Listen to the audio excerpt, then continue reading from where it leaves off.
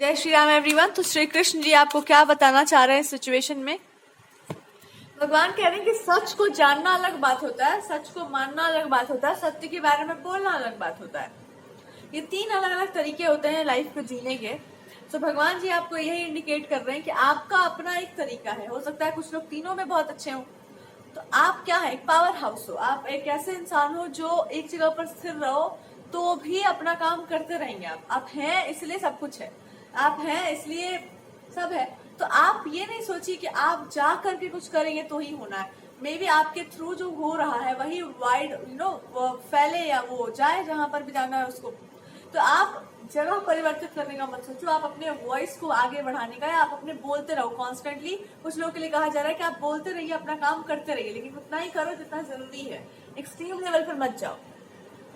और भगवान आपको बता रहे हैं कि अगर आपके मन में बहुत उदासी छाया हुआ है, बहुत इसलिए है बिकॉज आप खुद से एक्सपेक्टेशंस लगा रहे हैं। एक्सपेक्टेशन लगाना बंद करिए, वो आपका काम अब खत्म हो चुका। आप बहुत कुछ करना चाह रहे हैं, प्रकृति आपको रोक रही है, तो समझ जाओ, रुक जाओ। मे बी आपको यही समझाया जा रहा है कि आपने बहुत कुछ ऑलरेडी कर दिया है, अब और कुछ करने का जरूरत नहीं है।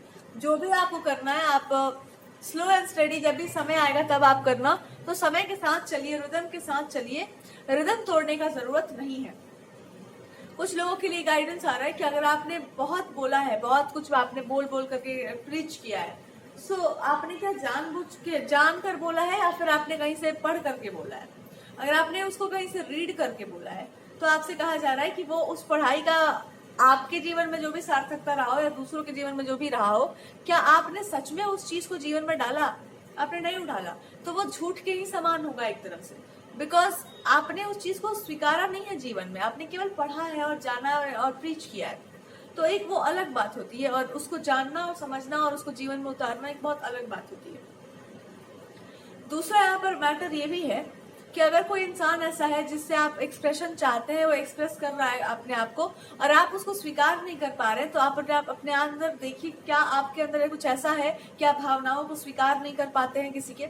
अगर आप स्वीकार नहीं कर पाते तो शायद सामने वाला डर जाए। तो आप एक काम करो, उसको अप्रिशिएट करना सीखो, उस इंसान को और अप्रिशिएट करो कि वो अपने एक्सप्रेशंस कर पाए, आपको अच्छे से सब कुछ एक्सप्रेस कर पाए कि उसके मन में क्या है।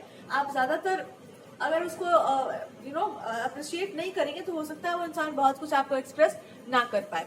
तो अब ऐसा हो सकता है कि आपके एक्सप्रेशन को या आपके इस सराहना को ही वो इंसान ढाल बनाए और वो अपनी बातों को आपके सामने प्रेजेंट करना स्टार्ट करे, और आप देखेंगे कि वो इंसान बहुत जल्दी परिवर्तित हो गया, वो ट्रांसफॉर्म हो गया, वो भी मुक्त हो गया अपने किसी बंधन से। और जैसे ये ट्रांसफॉर्मेशन होगा, दो लोग एक बहुत अलग वाइब्रेशन पर जा रहे होंगे और वहां पर सारी चीजें जो है भगवान जी के कंट्रोल में होंगी। तो दुनिया कंट्रोल से निकल करके वो इंसान गॉड के कंट्रोल में होगा कम्प्लीटली। और उसके बाद क्या होगा कि यू विल सी कि उस इंसान की लाइफ ना आपके साथ जुड़ जाएगी, सम कनेक्शन विल हैपन, एक अलग तरह का बॉन्डिंग आपके और उस इंसान के साथ बनेगा।